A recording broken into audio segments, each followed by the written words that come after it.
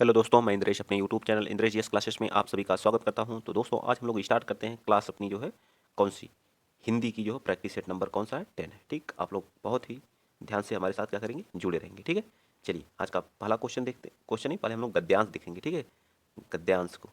ठीक, निम्नलिखित पद्यांश से पहले इसको पढ़ते हैं, उसके बाद हम इसका क्या करेंगे, आंसर देंगे। ठीक है, ध्यानपूर्वक पढ़ करके इस पे जितने भी तो क्या है, मेघ आए बड़े बन ठन के संवर के।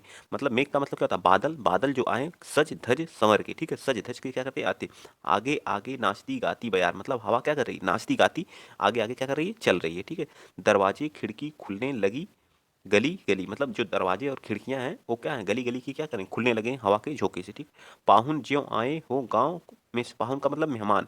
मेहमान ज्यों आए हो गांव में शहर के। शहर के जो है पाहुन क्या गांव में ज्यों ही आए हों, मेघ आए बड़े बन ठन संवर के। मतलब मेघ कैसे आए, सज संवर के आए। ठीक, चलिए आगे देखते हैं, आगे क्या कह रहा है कि आंधी चली धूल पेड़ झुक, हाँ पेड़ झुके झुकने लगे गर्दन उचकाए। मतलब पेड़ क्या, हवा की वजह से जो है गर्दन अपनी नीचे करे हुए क्या कर रहे हैं, झुकने लगे। ठीक है, आंधी चली धूल भागी घाघरा उठाए। ठीक है, आंधी चल रही है और धूल क्या रही, उड़ रही है। ठीक है, बाकी चितवन उठा नदी ठिठठी घूंघट सर के। ठीक है, मेघ आए बड़े सज धज संवर के। ठीक, बूढ़े पीपल ने आगे बढ़कर घर की बरस बाद सुध लेनी। ठीक है, बूढ़े जो पीपल हैं वो क्या कर रहे हैं, आगे बढ़कर घर की क्या सुध ले रहे हैं। ठीक है, बोली अकुलाई लता ओट हो किवार की, हर साया ताल लाया पानी ब परात भर के। ठीक है, जो अकुलाई हुई लताएं हैं जो है ओट की, वो क्या कर रही हैं, किवार की हरसाली ताल लाया पानी परात भर के। मतलब जो ताल है वो क्या पानी परात भर के लाए हैं। ठीक है, मेघ आए बड़े सज धज संवर के। ठीक, आगे क्या है, छिती अटारी गहराई दामिनी चमकी। मतलब जो दामिनी का मतलब क्या था, बिजली। बिजली किसका पर्यायवाची है, बिजली का। ठीक है, दमकी मतलब चमकी।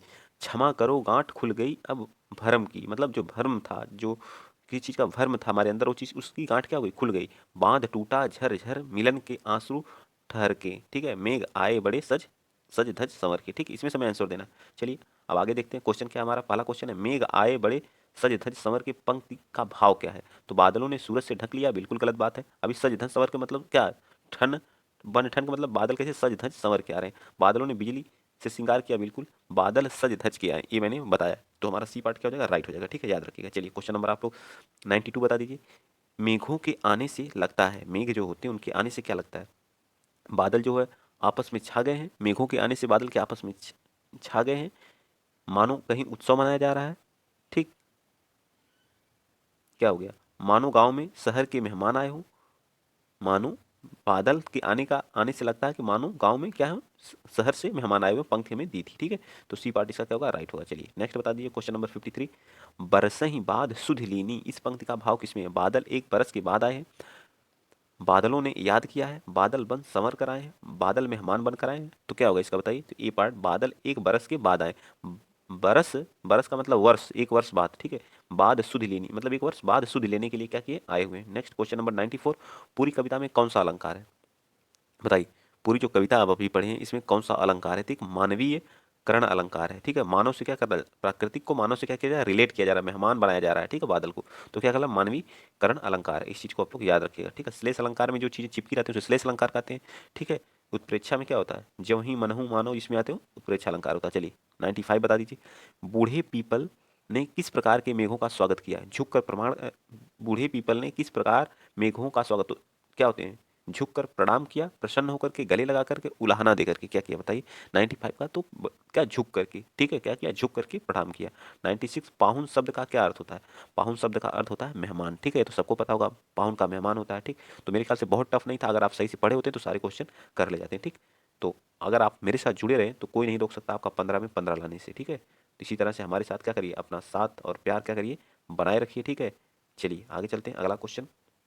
आप लोग क्वेश्चन नंबर 97 से 115 तक बताएंगे। ये भी गद्यांश है, गद्यांश को पढ़ के हमको क्या देना, आंसर देना। ठीक है, देखिए पहले हम क्वेश्चन को पढ़ते हैं, फिर उसके बाद आंसर। गी गिज भाई का किसमें विश्वास नहीं था, ये तो हमें वहीं से मिलेगा जब क्वेश्चन पढ़ेंगे तब। ठीक है, 98 कौन सा अपराध पीनल कोड के धारा के अधीन नहीं आता है। अब इसको जब पढ़िएगा आप जो है तभी पता चलेगा कौन सा, धोखाधड़ी नहीं आती, चोरी नहीं आती, बच्चे जो है क्या करें और क्या ना करें, शिक्षक और अभिभावक या तय करते हैं, ये भी हमें वहीं से प्राप्त होगा। निम्नलिखित में से सृजन के अंतर्गत नहीं आता है, ये भी साहित्य शब्द में एक प्रत्यय लगाने से क्या हो जाता है, साहित्यिक क्या हो जाता है, साहित्यिक। साहित्यिक हो जाता है। क्या हो जाता है? साहित्यिक हो जाता है। तो ये हमारा किस में दिया है? तो सी पार्ट में दिया है, ठीक है। 101 का हमारा क्या है? C part. साहित्यिक इक प्रत्यय लगाने पे क्या हो जाता है? साहित्यिक हो जाता है। याद रहेगा ना? चलिए आगे बता दीजिए। अगला क्वेश्चन, क्वेश्चन नंबर 102 बताइए। बौद्ध। बौद्ध क्या है? एक मूल शब्द। बौद्धिक इतिहास, ऐतिहासिक शब्दों में मूल शब्द तथा प्रत्यय निकालना है। बताइए। तो बौद्ध, बौद्ध में इक प्रत्यय लगाने पर क्या हुआ? बौद्धिक हुआ। ठीक, क्या हुआ? बौद्ध में इक प्रत्यय लगाने पे, बुद्ध में इत इक प्रत्यय लगाएंगे ना, बौद्ध में थोड़ी कोई इक प्रत्यय लगाएगा। तो बुद्धि में, सॉरी, बौद्ध में, बुद्धि में इक प्रत्यय लगाने पर क्या हुआ? इक प्रत्यय लगाएंगे, क्या हो जाएगा? बौद्धिक हो जाएगा। ठीक है, बौद्धिक। मूल शब्द क्या है? बुद्धि है।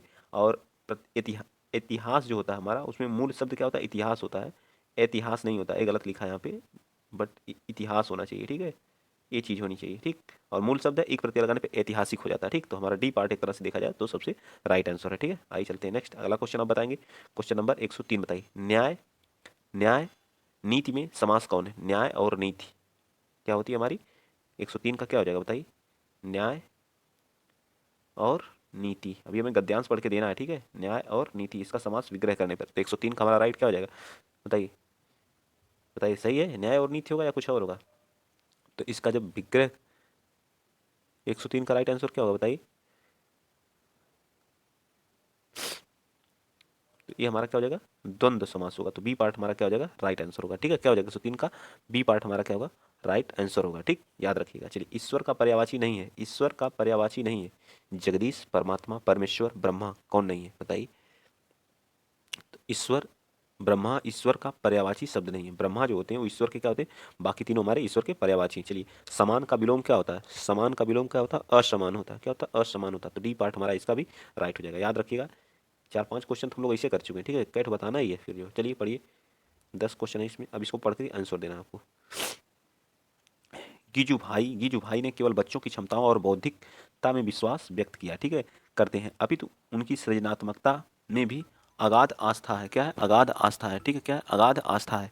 उनके अनुसार कुछ, उनके अनुसार कुछ हत्याएं पीनल कोड की धारा के अधीन नहीं आती हैं। उनके अनुसार कुछ क्या है? पीनल धारा के अनुसार नहीं आती हैं। ठीक है, याद रखिएगा आप लोग। आगे क्या कह रहा है कि उनमें से कानून वेत्ताओं को अपराध जैसे कोई चीज नजर नहीं आती है। कानून वेत्ताओं की जो न्याय नीति संबंधी मर्यादा सिर्फ पीनल कोड से बंधी होती है। शिक्षार्थियों के पास राज, रूढ़ी अथवा धर्म की कोई सत्ता नहीं होती। इसलिए जीवन के प्रति जो अपराध होते हैं उनके लिए कोई पीनल कोड नहीं, ना कोई उनकी निंदनीय मान्यता, ना कोई धार्मिक भय। जीवन के प्रति होने वाले एक ऐसे ही अपराध बालक की सृजनात्मकता शक्ति को क्या करते हैं? सृजन शक्ति को की हत्या। ईश्वर ने मनुष्य का सृजन किया, ईश्वर ने क्या किया? मनुष्य का सृजन किया, उसे अपनी सृजन शक्ति प्रदान की। ईश्वर क्या करते हैं? मनुष्य का क्या करते हैं? सृजन किया और उसे सृजन शक्ति प्रदान की। मनुष्य की सृजन, सृजन की अनंत शक्ति के समान की अनगिनत है, शक्ति के समान अनगिनत है। साहित्य एक सृजन है। साहित्य क्या एक सृजन है? चित्रकार दूसरा सृजन है, संगीतकार तीसरा सृजन है, और स्थापत्य चौथा। इस तरह, इस तरह गिनने बैठ जाएं तो मनुष्य के द्वारा बनाई गई अनेकों अनेक कृतियां गिनाया जा सकता है। जब शिक्षक या अभिभावक यह तय करते हैं कि बच्चे को क्या करना चाहिए, क्या नहीं करना चाहिए, तो वस्तुतः इन निर्णय में बालक की सृजन शक्ति का क्या होता है? दमन होता है। ठीक है, चलिए आइए आगे चलते हैं। गिजू भाई का विश्वास किसमें नहीं था? उनकी रचनात्मकता में, उनके भविष्य में, उनके उनके भविष्य का निर्णय शिक्षकों एवं अभिभावकों द्वारा तय करने में, बच्चों की बौद्धिक उनकी क्षमताओं में। तो 97 का हमारा क्या जाएगा राइट आंसर? तो बी पार्ट, उनके भविष्य का निर्णय शिक्षक एवं शिक्षकों एवं अभिभावक द्वारा तय करने में। ठीक है, आप नेक्स्ट बताएंगे कौन सा अपराध पीनल धारा के अधीन नहीं आता है? रिश्वत लेना, धोखाधड़ी या चोरी करना। तो कौन सा नहीं आता है बताइए? 98 का सृजन शक्ति का दमन, ये चीज हमारी उसके अंतर्गत नहीं आती। बाकी रिश्वत लेना, धोखाधड़ी करना, चोरी करना, ऐसा हमारी पीनियल कोड धारा के अंतर्गत आती है। ठीक, नेक्स्ट बताएंगे क्वेश्चन नंबर 99 बताइए। बच्चे क्या करें कि क्या करें क्या ना करें जब शिक्षक और अभिभावक यह तय करते हैं? तो बच्चे में रचनात्मकता भर जाती है, अभिभावक व बच्चों के संबंध में प्रगाढ़ता आती है, बच्चे में पढ़ने लिखने की प्रति रुचि जागरूक होती है, बच्चे में सृजन शक्ति का क्या होता है? दमन होता है। तो हमारा 99 का राइट आंसर क्या हो जाएगा? दमन होता है। ठीक है, यह हमें जो है एकदम लास्ट में देखिए यहाँ दिया हुआ है। क्या, यहाँ से पढ़िए, बच्चे को क्या करना चाहिए, क्या नहीं करना चाहिए, वस्तुतः निर्णय लेने के लिए बालक की क्या सृजन शक्ति का क्या होता है? दमन होता है। ठीक है, तो राइट आंसर हमारा 99 का डी हो जाएगा। अगला बताइए 100 क्वेश्चन। सृजन के अंतर्गत नहीं आता है। सृजन के अंतर्गत क्या? किसी विषय पर अपने विचार प्रश्नों को उत्तर रटना, कहानी लेखन या मिट्टी से खिलौना बनना। क्या सृजन के अंतर्गत प्रश्नों को के उत्तर रटना 100 का हो जाएगा बी पार्ट। ये नहीं आता। कहानी लेखन भी आता है, विषय अपने विचार में, सृजन का मतलब कोई चीज़ नया अपने विचार में लिखना, मिट्टी के खिलौने बनाने से सृजन का कार्य होता है। साहित्यिक तो मैंने बताया था, साहित्य प्लस एक, बौद्धिक भी बताया था, 102 का भी बताया था। ये सारी चीज़ें हम लोग बता चुके हैं। बुद्ध प्लस एक डी पार्ट होगा, इतिहास नहीं होगा यहाँ, इतिहास नहीं होगा, इतिहास होगा। ठीक है, इस चीज़ को आप लोग याद रखेंगे। ठीक, चलिए आगे चलते हैं। न्याय और नीति में कौन सा समास है? द्वंद्व समास है। ठीक है, द्वंद्व समास, जिसके दोनों पद क्या होते हैं? प्रधान होते हैं। ठीक है, दोनों पद क्या होते हैं? प्रधान होते हैं। 104 का, ईश्वर का पर्यायवाची नहीं है, तो ब्रह्मा ईश्वर के पर्यायवाची नहीं है। ठीक, 105 बता दीजिए। समान का विलोम क्या होता है? असमान होता है। समान का विलोम क्या होता है? असमान होता है। चलिए, तो यहाँ हमारे 15 गद्यांश खत्म हो गए। जो लोग 15 में 15 किए हैं उनकी तैयारी क्या बहुत बेटर है। ठीक, अब हमारे जो है पेडागोजी के क्वेश्चन आते हैं। ठीक है, यहाँ से भाषा, भाषा बताइए। भाषा जानने का अर्थ तथा उसका व्याकरण जानना। भाषा क्या है? जानने का अर्थ तथा उसका व्याकरण। सीखने सीखने सिखाने में पाठ्य पुस्तकों का विशेष महत्व होता है। जीवन की विभिन्न क्या करती है? स्थितियों को साधती है। हमारी भाषा क्या करती है? स्थितियों को क्या करती है? क्या करती है? साधती है। ठीक है, विभिन्न स्थितियों को क्या करती है? साधती है। तो सी पार्ट हमारा क्या होगा? राइट। जो लोग मुझसे पहली बार जुड़ रहे हैं प्लीज चैनल को सब्सक्राइब कर लीजिएगा, शेयर कर दीजिएगा। ठीक, चलिए 107 बताइए। भाषा की कक्षा में समाचार पत्र पत्रिकाओं का उपयोग या सुनिश्चित करती है कि शिक्षण सामग्री का उपयोग हो रहा है।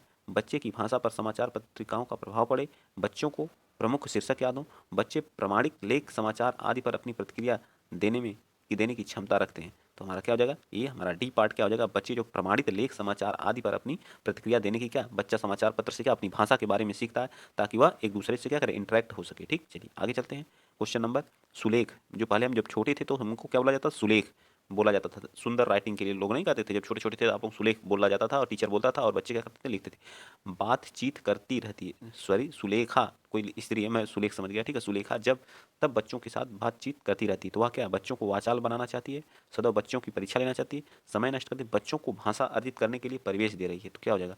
बच्चों को भाषा, अगर टीचर है, कोई टीचर है, छोटे छोटे बच्चों के साथ इंटरेक्ट कर रहा है, किसी किसी छोटी छोटी टॉपिक पे उनको उनसे बातें कर रहा है, तो क्या हो रहा है? बच्चे और टीचर के बीच क्या इंटरेक्शन हो रहा है। ठीक है, इंटरेक्ट अगर करेंगे बच्चे तो सीखना जल्दी सीखेंगे किसी चीज़ को। जो पहले के टीचर क्या होते थे? आते थे स्टैम्प पे, ब्लैक बोर्ड पे लिखना स्टार्ट करते थे और लिख के धीरे से निकल जाते थे, बच्चों से ज़्यादा बातें ही नहीं करते थे। ठीक है, चलिए 109 बताइए। सुमन बचपन से ही गुजराती बोल बोल और समझ लेती है, तो वह कभी विद्यालय नहीं जाती, तो किसका उदाहरण है?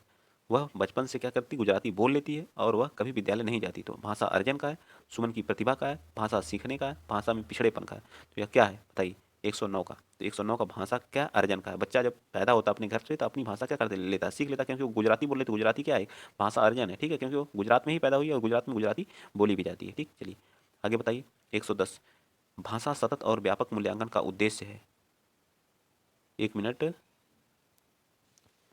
बताइए। क्वेश्चन नंबर 110, भाषा में सतत और व्यापक मूल्यांकन का उद्देश्य क्या होता है? जहाँ जहाँ केवल चीज़ें, जहाँ आपको केवल होता है तो केवल हमारा क्या होता है? नेगेटिव वर्ड होता है। ठीक, आप याद रखेंगे, केवल हमारा क्या होता है? एक नेगेटिव, तो ये हमेशा गलत होगा। ठीक है, ये गलत होगा। केवल केवल जानना और बच्चों में, ये भी गलत होगा। उत्तीर्ण और अनुत्तीर्ण, ये भी गलत होगा। ठीक है, पास और फेल वाली बातें हमेशा क्या रहेगी? गलत रहेगी। तो बच्चों द्वारा भाषा सीखने की प्रक्रिया को जानना और समझना, डी पार्ट हमारा क्या हो जाएगा? 110 का राइट आंसर हो जाएगा। ठीक है, व्यापक मूल्यांकन का क्या होता है? यही मेन उद्देश्य होता है। ठीक, सस्वर पठन 111 का, सस्वर पठन का उद्देश्य है बताइए। मौन पठन, सस्वर मतलब सस्वर स्वर के साथ बच्चों की पढ़ने संबंधी झिझक को समाप्त करना, बोल बोलकर पढ़ना, ध्रुति द्रुत गति से पठन करना। बताइए क्या है? 111 का, 111 का राइट आंसर हमारा क्या हो जाएगा? बच्चों को पढ़ने संबंधी झिझक को क्या करना? बच्चे नहीं होते रुक रुक के, जैसे राम राम रमेश, ऐसे रुक रुक के बच्चे पढ़ते हैं, उसकी झिझक को समाप्त करना, ताकि वो फर्राटे के साथ हिंदी ही पढ़े, फर्राटे के साथ पढ़े। ठीक है, इस चीज़ को क्या करना? उसको समाप्त करना। ठीक, ये सस्वर पठन करने का मुख्य उद्देश्य है। ठीक, याद रखिएगा इस चीज़ को भी आप लोग। चलिए 112 बताइए। भाषा जो हमारी होती है, भाषा शिक्षण में कौन सा बिंदु सबसे कम महत्वपूर्ण है? भाषाई अभ्यास या भाषिक परिवेश? परिवेश तो बहुत ही महत्वपूर्ण। भाषा सीखने के लिए हमारा परिवेश जितना बेटर होगा उतनी अच्छा हम भाषा को सीखेंगे। परीक्षाएं या फिर पठन सामग्री 112 का, तो पठन सामग्री हमारे लिए क्या कम महत्वपूर्ण है इन तीनों की अपेक्षा। ठीक है, पठन सामग्री हमारी क्या है? इन तीनों की तुलना में कम है। भाषाई अभ्यास, जितना हम भाषा का अभ्यास करेंगे उतना हम भाषा को क्या करेंगे? सीखेंगे। भाषाई परिवेश, जैसा परिवेश होगा, परीक्षाएं जितनी हमारी ली जाएंगी भाषा के प्रति, उतना ही अच्छा हम करेंगे। ठीक, पठन सामग्री जरूरी नहीं है भाषा सीखने के लिए। जब आप बच्चा अपना मातृभाषा को सीखता है तो कोई उसके लिए पठन सामग्री जरूरी जाती नहीं ना। तो यही बात है। सतत मूल्यांकन का मतलब कंटिन्यूअस जो मूल्यांकन, एक क्या है कि निहितार्थ है। बताइए इसके निहितार्थ क्या है? बच्चों की भाषा प्रयोग का निरंतर अवलोकन करना, बच्चे की परीक्षा जो संबंधी भय को समाप्त करना, प्रतिदिन परीक्षाएं लेना, हर महीने परीक्षाएं लेना। ये दोनों तो वैसे ही गलत हो गए, तो बचा कौन सा? ए और बी। तो बताइए कौन सा? 112 का मैंने काट के कर दिया। बताइए 112 का, 112 का राइट आंसर क्या होगा? प्रतिदिन परीक्षाएं लेना। सतत मूल्यांकन का क्या होता है? तो बच्चों के परीक्षा संबंधी भय को समाप्त करना, ये भी बच्चों के भाषाई प्रयोग को निरंतर अवलोकन करना। बताइए ये सही है या सी सही है? बताइए ये सही है या सी? मेरे ख्याल से बच्चों को भाषा प्रयोग का निरंतर अवलोकन करना, सतत मूल्यांकन का निहितार्थ, लेकिन प्रतिदिन परीक्षाएं लेना, ये सबसे सटीक आंसर होना चाहिए। ठीक है, इसमें देखा जाए तो बताइए कौन सा है? सॉरी 112 नहीं, 113 का है। तो 113 का हमारा क्या राइट आंसर, यही हमारा क्या हो जाएगा राइट आंसर हो जाएगा। बच्चों की भाषा का निरंतर क्या करना, मूल्यांकन करना, हमारा क्या हो जाएगा राइट हो जाएगा। ठीक, चलिए नेक्स्ट चलते हैं। भाषा 114 का, भाषा का आधारभूत कौशल है, बताइए भाषा का आधारभूत कौशल है, बताइए क्या है? क्रमबद्ध रूप से चलता है भाषा, हमेशा अर्जित की जाती है भाषा, सर्वथा पृथक है, अंतः संबंधित है। तो भाषा 114 का अंतः संबंधित होता है। क्या होता है? भाषा हमेशा अंतः संबंधित होता है। 115 बता दीजिए, शिक्षक की स्वयं की भाषा प्रयोग कुशलता, बच्चों को भाषा के प्रयोग के लिए आदर्श रूप प्रस्तुत करना, और क्या है, बच्चों की भाषा प्रयोग पर कोई प्रभाव नहीं डालती है, और बच्चों को अलंकारिक भाषा के लिए प्रेरित करती है। ये तो गलत बात है। ठीक है, बच्चों की भाषा अनुकरण करने के लिए बाध्य करती है, बाध्य करना भी बिल्कुल गलत बात है। दो ऑप्शन हमारे हो गए। अब बताइए 115 का ए पार्ट हमारा क्या हो जाएगा राइट हो जाएगा। ठीक है, आदर्श प्रस्तुत करती है। 116 बता दीजिए, भाषा अर्जन और भाषा अधिगम, मतलब भाषा को अर्जित करना और भाषा को सीखना में महत्वपूर्ण अंतर क्या है? भाषा का कठिनाई स्तर, भाषा की पाठ्यपुस्तक, भाषा सीखने सिखाने की पद्धति, भाषिक परिवेश की उपलब्धता। तो 16 का हमारा क्या हो जाएगा भाषिक परिवेश। अगर भाषा अधिगम, जैसे हमको इंग्लिश, अगर हम इंग्लिश वाले परिवेश में रह रहे हैं तो हमको इंग्लिश सीख जाएंगे, हम भाषा अर्जन कर लेंगे तुरंत, जैसे ही सीख पैदा होंगे वैसे ही सीख लेंगे। लेकिन भाषा अगर हमको वही हिंदी, उस जगह पर अगर हम इंग्लिश वाले स्टेट से हैं, इंग्लिश सीख लेंगे, लेकिन हमें हिंदी क्या करना, अधिगम करना, सीखना है, तो हमको थोड़ी सी क्या होगी, कठिनाई होगी। उसके लिए परिवेश हमको चाहिए होता है। ठीक है, इसी तरह से भाषा अर्जन में हम हिंदी राष्ट्र में, मान लीजिए हम यूपी में, तो हम हिंदी तो सीख लेते हैं, लेकिन हमको इंग्लिश सीखने में क्या होती है, दिक्कत होती है। तो अगर हम इंग्लिश वाले परिवेश में रहेंगे तो हम इंग्लिश भी सीख जाएंगे। भाषिक परिवेश की उपलब्धता सबसे महत्वपूर्ण, दोनों में अंतर है। ठीक है, चलिए 117 बता दीजिए, भाषा की पाठ्य पुस्तक में से संबंधित पाठ्य होनी चाहिए। भाषा की पाठ्य सांस्कृतिक, साहित्यिक, विज्ञान या उपर्युक्त, भाषा की पाठ्य पुस्तक में कैसे होनी चाहिए? तो ये हमारा क्या हो जाएगा बी पार्ट, साहित्यिक। भाषा की बात है तो साहित्यिक होना चाहिए, सांस्कृतिक विज्ञान वाले तो होंगे नहीं। ठीक है, नेक्स्ट चलते हैं अगला क्वेश्चन, क्वेश्चन नंबर 100। आकलन है मूलतः शिक्षक केंद्रित होता है। आकलन केवल बताता है, जहाँ केवल रहता है, मैंने बताया था वहाँ तुरंत कुछ नहीं देखना, कट करना है। ठीक है, तो ये हमारा गलत हो गया। भाषा सीखने सिखाने की प्रक्रिया का अभिन्न अंग है। पाठ्य समाप्ति समाप्ति पर ही किया जाता है, ये भी गलत बात है। ठीक है, आकलन 118 का क्या जाएगा राइट, सी पार्ट। क्या भाषा सीखने और सिखाने की कहा है एक अभिन्न अंग है, तो सी पार्ट हमारा क्या होगा इसका राइट होगा। चलिए क्वेश्चन नंबर 119, मौखिक भाषा, मतलब मौखिक जिसको बोल के हम क्या करते हैं, मौखिक भाषा के आकलन का सर्वोत्तम तरीका क्या? अंताक्षरी, किताब पढ़ना, प्रश्नों को तयशुदा उत्तर देना, अनुभव बांटना या बातचीत करना। तो अनुभव बांटना और बातचीत करना एक मौखिक है। लिखित, जब हम लिख करके किसी चीज़ स्वयं द्वारा लिख करके उसको प्रस्तुत करते हैं वो हमारा लिखित भाषा का आकलन होता है। लेकिन जब मौखिक भाषा का आकलन जो सर्वोत्तम होता है, अनुभव बांटना और बातचीत करना। ठीक, चलिए नेक्स्ट चलते हैं 120, आज का लास्ट क्वेश्चन है, आप लोग बताएंगे इस क्वेश्चन को। ठीक है, स्वाभाविक अभिव्यक्ति कल्पनाशील कौशल और सोच को विकसित करता है। भाषा शिक्षण को किसी भी प्रकार की दिशा नहीं देती है। भाषा शिक्षण एकमात्र उद्देश्य है, भाषा शिक्षण का उद्देश्य नहीं, भाषा शिक्षण एक महत्वपूर्ण उद्देश्य है। तो ये हमारा क्या हो जाएगा राइट आंसर हो जाएगा, भाषा शिक्षण एक क्या है, महत्वपूर्ण उद्देश्य। ठीक, तो आज हम लोगों ने टोटल 30 क्वेश्चन किए हैं हिंदी के। अगर आप लोग 30 में से 28 सही कर रहे हैं तो समझिए बहुत ही बेटर तैयारी है। लेकिन अगर आप जुड़े रहे तो 30 में से 30 लाने के लिए कोई नहीं रोक सकता है हमारे साथ। ठीक है, तो इसी तरह से जिस तरह से सपोर्ट इसमें बनाए हुए, इसी तरह से सपोर्ट बनाए रखिए, ज़्यादा से ज़्यादा शेयर करिए वीडियो को, चैनल को सब्सक्राइब करिए। आप लोगों का सपोर्ट बना रहेगा इसी तरह से, थोड़ा सा मेरे हाथों को मजबूत करिए ताकि मैं किसी टाइपिस्ट को रख सकूं और आप लोगों के लिए टाइप करके जो है क्या है क्वेश्चन को बनाया जाए, जिससे आप लोगों को समझाने और बताने में थोड़ी दिक्कत, जो स्पेस रहता है वो कम मिलता है। ठीक है, तो थोड़ा सा सपोर्ट कर दीजिए। अभी तो मेरे पास नहीं, अगर आप लोगों में अगर कोई करना चाहता है, लेकिन मेरे पास कुछ देने के लिए मेरे पास कुछ भी नहीं है, ना ही कुछ मुझे मिलता है, तो आप लोग मेरे नंबर से जुड़ सकते हैं। मेरा व्हाट्सअप नंबर या टेलीग्राम नंबर जिसका लिंक डिस्क्रिप्शन बॉक्स में दिया गया है, वहाँ से आप जुड़ सकते हैं। ठीक है, आज के लिए इतना ही। जय हिंद, जय भारत।